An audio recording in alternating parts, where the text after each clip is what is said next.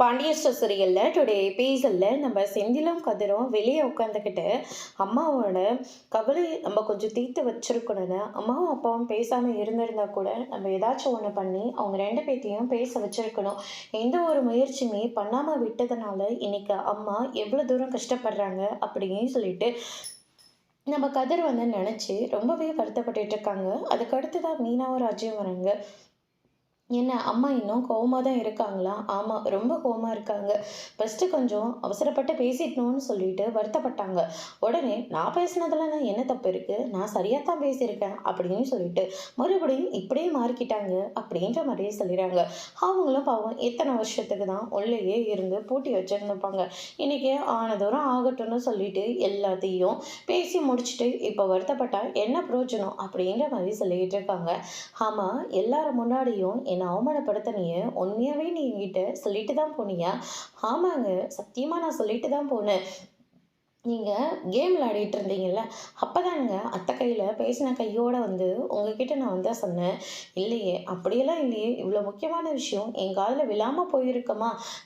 அண்ணன் கேம் விளையாடுற போது போய் பேசுனீங்களா? கண்டிப்பாக அண்ணன் காதில் போட்டிருக்கவே மாட்டார் அப்படின்ற மாதிரி கதிர் அவரோட வாய்ப்புக்காக போட்டு கொடுத்துட்றாங்க.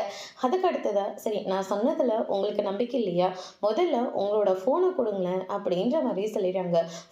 ஃபோன் எதுக்கு? முதல்ல ஃபோனை கொடுங்க, நான் என்னன்னு சொல்கிறேன் அப்படின்னு சொல்லிட்டு ஃபோனை வாங்கி அந்த வாய்ஸ் மெசேஜை டச் பண்ணி பார்க்குறாங்க.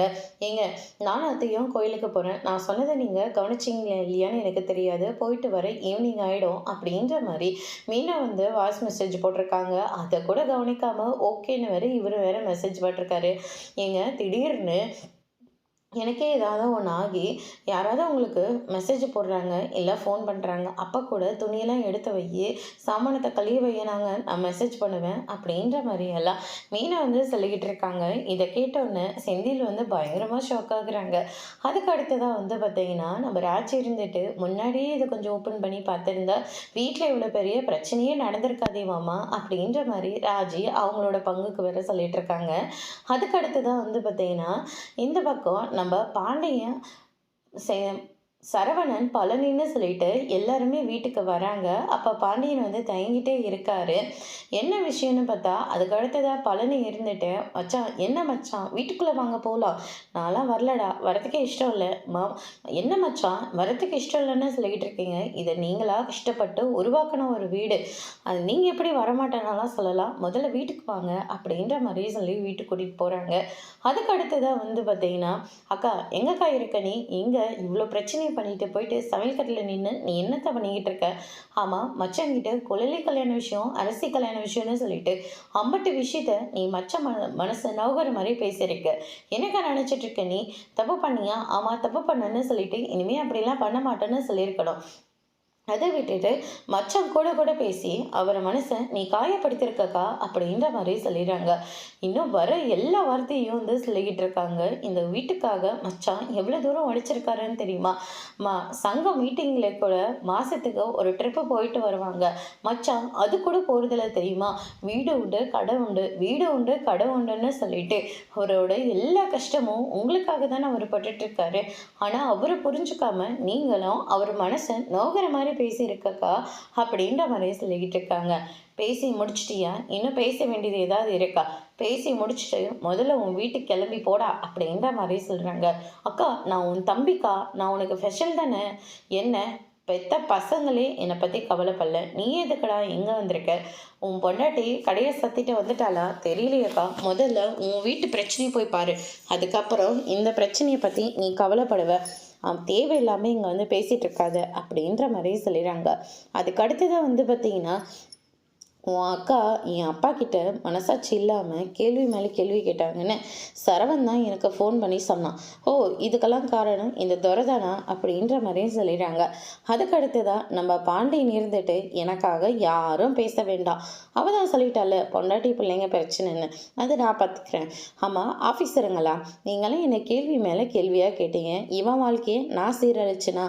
ஆமாவாட சரணா, அப்படியெல்லாம் ஒன்றும் இல்லைப்பா, இவன் வாழ்க்கை நல்லா இருக்கணும்னு சொல்லிட்டு தான் நான் பார்த்து எல்லாத்தையும் பார்த்தேன். ஆனால் கடைசியில் அது இப்படி ஆகுன்னு நான் கொஞ்சம் கூட எதிர்பார்க்கவே இல்லை. ஆனால் பிரச்சனை என்னால் தான் தெரிஞ்ச உடனே அவன் பிரச்சனையை முடிச்சு வைக்க நான் தயாராக இருக்கேன். ஆமாம், என்கிட்ட நீங்கள் ஆளுக்கு 10 லட்சம் ரொக்கமாக வாங்கினீங்கல்ல, அந்த பணத்தை இன்னும் எண்ணி 60 நாள் 2 மாதத்துக்குள்ளே திருப்பி தரணும் அப்படின்ற மாதிரி சொல்லிடுறாங்க.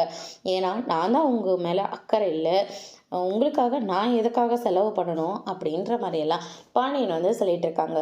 கோமதி இருந்துட்டு, என் மேலே கோவம்னா எங்கிட்ட அந்த கோவத்தை காட்டுங்க, தேவையில்லாமல் அவங்கக்கிட்ட பிரச்சனைக்கு போகாதீங்க. அவங்களாம் உங்ககிட்ட பணத்தை கேட்டாங்க. செந்திலுக்காக மீனா பணத்தை ஏற்பாடு பண்ணி கொடுத்தா. கதிர்க்காக ராஜ உதவி பண்ணா. இல்லாட்டி அவனே நான் லோன் போட்டுக்கிறேன்னு தான் சொன்னான். லோனுக்காக தான் ட்ரை பண்ணிட்டு இருந்தான். ஆனால் நீங்கள் தானே நானே பணம் கொடுக்குறேன்னு சொல்லி பணத்தை கொடுத்துட்டு இப்போ 2 மாதத்துக்குள்ளே திருப்பி கேட்டால் அது ஏன் பணம், நான் கஷ்டப்பட்ட பணம், அதனால் நான் என் பணத்தை கேட்க எனக்கு எல்லா உரிமையும் இருக்குது அப்படின்ற மாதிரி சொல்லிட்டு நம்ம பாண்டியன் அங்கேருந்து கிளம்பிடுறாங்க. அரசியை கூப்பிட்டு 3 தட்டு எடுத்துகிட்டு வர சொல்லி சரவணனையும் அரசியும் மட்டும் உட்காந்து சாப்பிட சொல்கிறாங்க. அம்மாச்சி இருந்துட்டு, உங்களுக்காக கோமதி செஞ்சு வச்சுருக்கா, எதுக்காக கடையில் இருந்தாலும் வாங்கிட்டு சாப்பிட்ணும், அடுத்தவங்களோட உதவி எனக்கு தேவையில்லாமல் அத்தை, அதனால் எனக்கு தேவையானதை நானே பார்த்துக்கிறேன் அப்படின்ற மாதிரி சொல்லிடுறாங்க. அதோடு இன்னைக்கான எபிசோட் முடிச்சிருக்காங்க. இனி பாண்டியன் ஸ்டோரியில் அடுத்தடுத்து என்னெல்லாம் நடக்க போகுதுன்றதை வெயிட் பண்ணி பார்க்கலாம். தேங்க்யூ.